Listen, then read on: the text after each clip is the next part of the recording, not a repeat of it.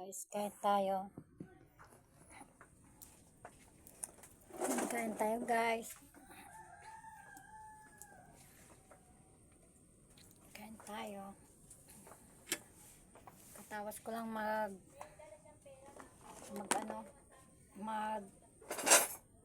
gawa ng walis. Kasi yung walis ko hindi na makawalis. Ang hirap nang iwalis kasi sobrang ikli na. Gutom na ako guys. Kain tayo. Ito yung guys, galing kay isang gabi, ang galing sa aking anak. Kay Erica. Nakaraan kay Angelica sa ang galing ako sa Tisoy, doon ka. Nanggaling ako sa Santa Rita. Doon ka. Gumulag, uga yan lamisa, diyan ka pa nagkag-kag-kag. Ito binigay sa akin ni Erica, dalawa to. Ano to? Mama tuna apretada. Tikman natin, guys, kung masarap. Hindi kasi nag-grocery daw sila ng asawa niya na. Kaya binigyan nila ako ng dalawa nito. Ay, ano ba yan? Napupol.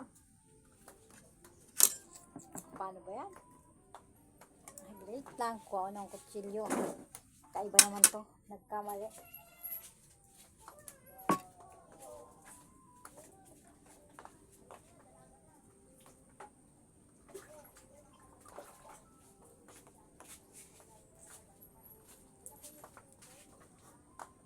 Kamali ng bukas.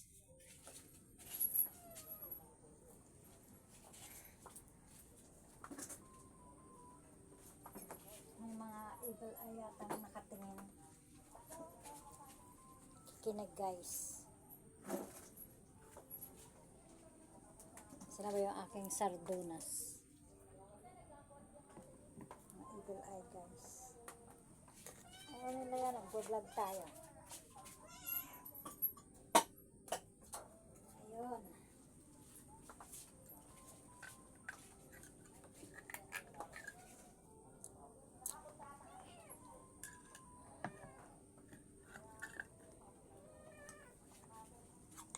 Ayan, nabuksan na.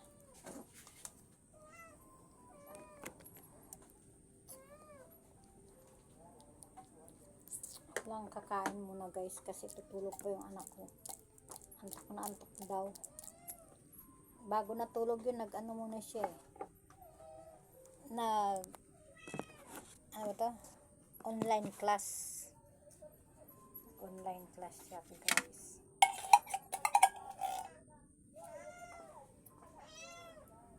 Sarap guys. Kain tayo.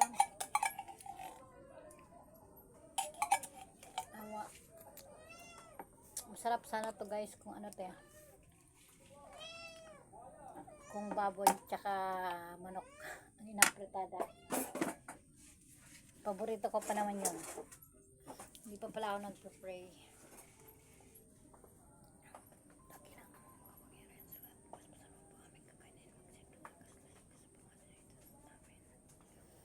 Kain po tayo. Nakakalungkot kayo pag mag-isa lang kumakain lagi. Nakaraang gabi nga nagpunta ako kay Erica. Binigay nga niya itong yung corn beef na apretada. Tisoy! Ay ko, mas dyan, doon ka. Ang kulit mo. Uga na yung ugas ng lamesa. Nagligwak-ligwak yung kape. Punta ako kala Erica nakaraan. Binigyan niya ako nitong ganito. Tapos pinakain niya ako ng pandilimon tsaka pansit. Pinalamanan niya ng pansit yung pandilimon tsaka Shanghai. Tsaka kape. Tapos nanonood kami ng Korea na palabas. Tapos nakatulog pa ako doon sa upuan. Mga alas 11 na ako nakauwi ng bahay. sobrang pagod kasi guys sa maghapon na trabaho. Yung apo ko dun, takot naman sa akin, baka kagating ko eh.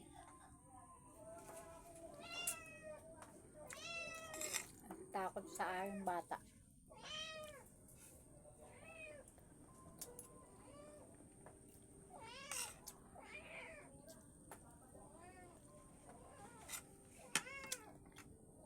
Pero guys, sanay ako mag-alaga ng bata. Marami na akong inalagaan na bata. Mula sa Bicol hanggang sa Taguig. Sa Taguig. Sa tenement, nakatira data ako doon. May nagalagaan akong bata doon. Tapos, sa may Mabayuan. Tapos sa sa Matain. Sa Manggahan.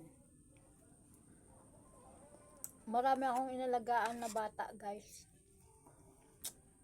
Pero lumaki silang mabuting bata at mababait at matatalino. Kasi tayo, guys, pag tayo nagyayaya, ang mga batang alaga natin, kailangan ituring natin parang anak or kapatid habang wala yung mga magulang nila. Para yung bata magiging komportable sa atin. Kasi ang iba kasing yaya, malupit din sa sa mga alaga nila.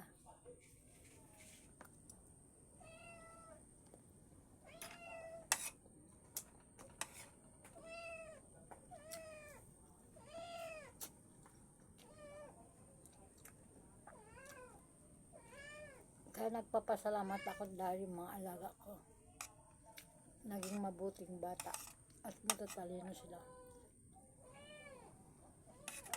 Kahit wala silang magulang sa tabi nila.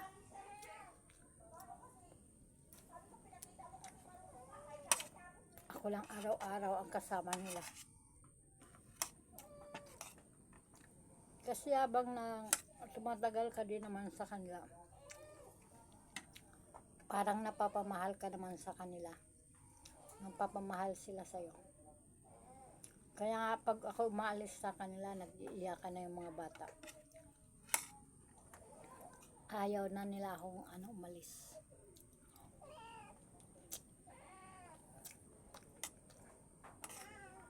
Siyempre habang lumalaki yung bata din, tinuturuan din natin about sa pagsusulat, pagbabasa, yung mga animals, mga letters, mga numbers,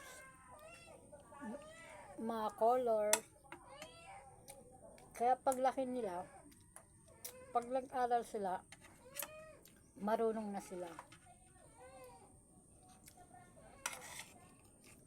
Nag-alaga din ako ng lola.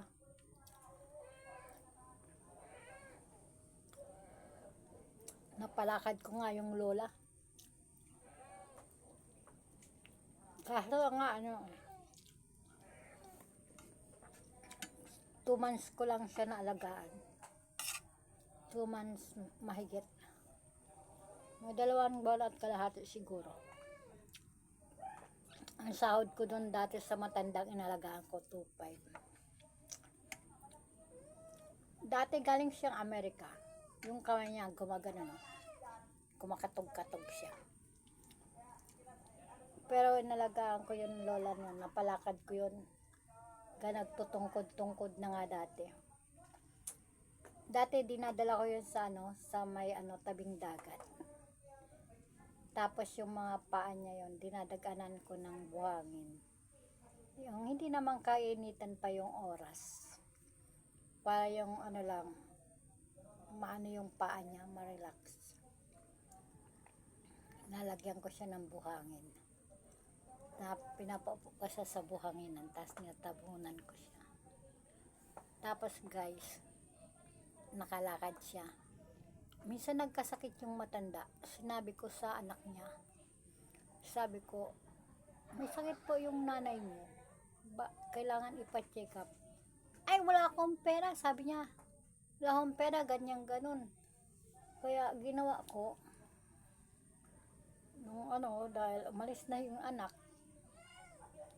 dahil iba naman yung bahay ng lola at saka yung anak niya, sa Kalapakuan yung nanay, yung anak niya, tapos sa lang yung sa Kalapandayan yung lalaki, yung lola, tapos lalaki lang na anak niyang kasama niya, paggabi lasing pa. Kaya yon, kumakain siya, pinababayaan ko kumain siya mag-isa kasi yung subo niya, alam niya kung gaano lang karami yung kain niya. Hindi ko siya sinusubuan kasi baka mabulunan, kasi gano'n siya ng gano'n, hawang sinusubo siya. At least kahit matagal siya sa lamesang kumain, nakakakain siya ng sa sarili niya. Tapos pag busog na yon, tutok-tukin niya yung kutsara sa lamesa. Lapitan ko na siya. Kasi minsan, pag pinaliguan ko siya, yun pinapalitan ko yung yung sapin niya sa higaan, yung punda, tsaka yung bedsheet niya, tsaka kumot. Ilagay ko sa labahan. Tapos, inaano ko yung sahig niya. Minamap ko ng may Clorox na may powder.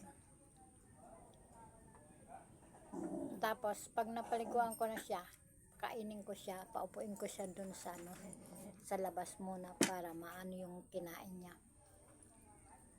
Tapos, pag natapos na ako maglaba, higa ko na siya dun sa kanyang higaan. Araw-araw lang yung ganon, tapos nipulbuhan ko siya, tapos sinusuklay-suklayan ko siya. Tapos sinahalikan ko siya, sabi niya, ay nakikiliti ako dyan, sabi niya ganyan. At least kahit pinararamdam ko sa lola na kahit wala yung anak niya, andito ako, mahal ko siya. Mahal ko ang lola. Kaya noon time na namatay siya, parang masakit sa loob ko.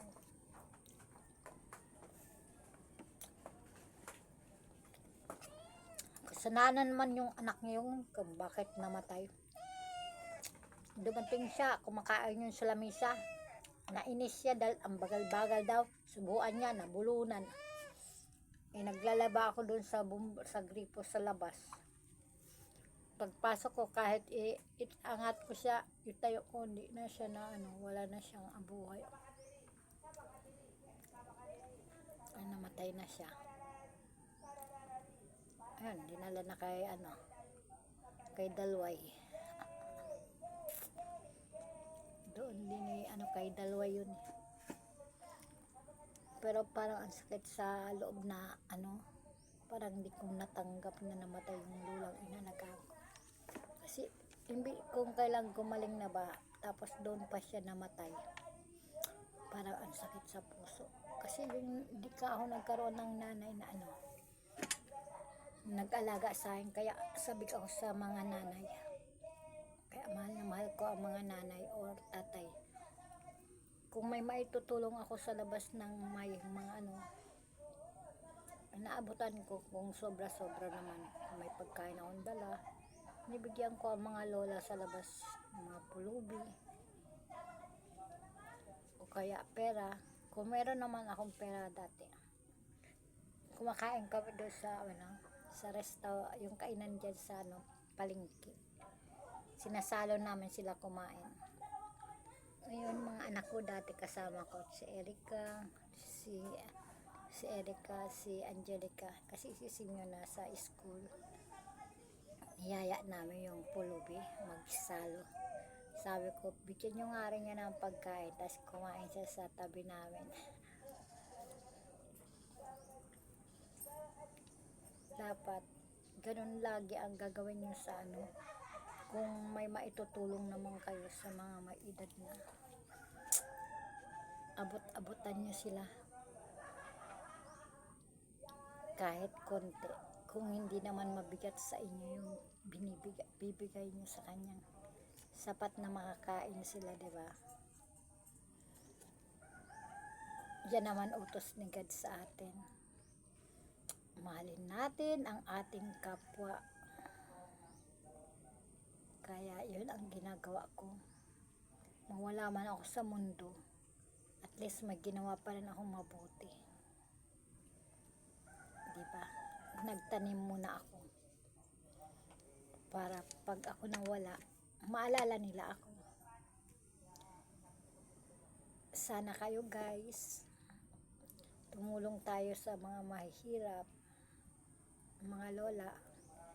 Kung ako lang magkaroon ng pagkakataon na maging presidente, yung mga street na people na yan, bibigyan ko ng bahayan.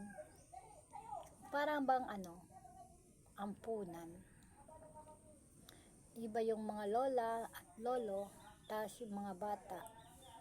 Tapos para makapag-aral sila. Diba? Ganun dapat ang ginagawa dyan sa lahat ng mga pulubi sa kalsada Nisisinop. Bigyan ng chance. O kaya yung mga may kaya-kayahan pa mga lalaki o babae. Halimbawa sa isang ampunan na yun, may business, di ba? May para may gawain sila. Tapos ano ba yung tawag yun? Import sa ibang bansa yung mga things na ginawa nila para mga pabrika ng mga toys, ganyan. Kung anong pwedeng pagkabuhayan na pwedeng gawin ng mga kababaihan, mga lalaki. Kasi yung mga kabataan dapat nag-aaral sila para pag nagkaatamang edad na sila, pwede na silang magtrabaho, magpamilya, lahat ng mga pulubi. Sana nagustuhan niyo ang kwento ko. Thank you for my watching. Naiiyak tuloy ako. Alam mo kasi masyado lang mababaw yung luha ko I love you.